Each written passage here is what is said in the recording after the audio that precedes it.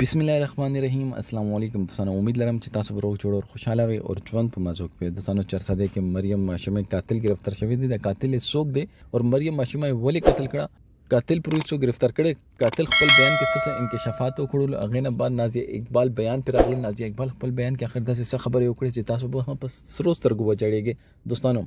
د باره کې په ټول اهم معلومات په دې ویډیو کې شریکوم او کتا سره ټول اهم معلومات باندې ځان خبرول غواړم مونږ ویډیو ځان ستر اخیره پر یو غری او چې کوم ملګری مونږ په چینل باندې نوی دي هغه د مونږ چینل مخه ځان سره سبسکرایب کړئ تله نشان دی وي ترڅو مونږ راتلونکي معلوماتي ویډیو تاسو ته اسانه سره ملای شي دوستانو دا واقعیا د چرسده ده چې مریم ماشومه لاپته شوه پلار په مدیریت کې اف ای آر درج شو چې کله ماشومه ملا شوه هغه ډیر زیاتې شوی هغه ډیر بے دردی سره قتل کړي او اخر هغه ماشومه نه څه ګناه شوی دوستانو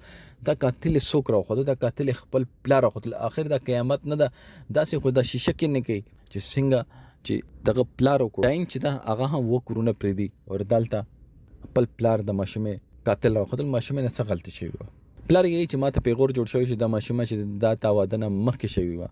دا دغه مور سره غلط تعلقات او هغه غلط تعلقات دونه بعد تاواده وکړو چې کله د ماشومه مور ته په خېټه باندې شول ماته د پیغور د لاس ما باندې د پیغور دومره بعد لګیدل چې ما د ماشومه پټه ته بدل الته مې حلاله کړ چې کومه وینه توي شو هغه وینه مې راواخته او سین کې گزاره کړ او ماشومه مې چې هغه مې الته په خاطو کې خواخه کړ دوستانو انسان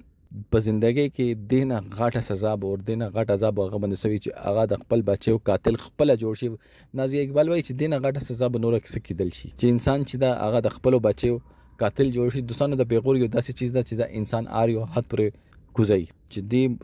هغه مور سره څنګه هم تعلقاتو خو دغه هغه خپل د کور عزت جوړ کو بچی ته راوړل دوستانو مونږ هغه نه بعد اخر ولې د حد پر ورځي ګور مونږ کورونه ورانو چې یو غلط کار شي هغه ټیک شو هغه نه بعد هغه پیغور جوړولو ضرورت نازیه اقبال چې ما چې بچو سره کله زیاتی او شوله بدفعلی و شوله ما د پیغور د لاسه ما د پاکستان پرشي د خلک ډېری خبرې کوي ما د پیغور د لاسه چې د پیتنا به د پیغور وي نه به ماته تکلیف د دې واجب ما د پاکستان پر خوسلو زه د کې پی کې معاشره نه خپاوم د کې پی کې د معاشره نه خپم ځکه خپل وطن پر شلو پردي وطن کې آباد ایم دوستانو د باره کې تاسو سره دا کمنټ سیکشن کې خپل رائے اظهار ضرور وکړئ والسلام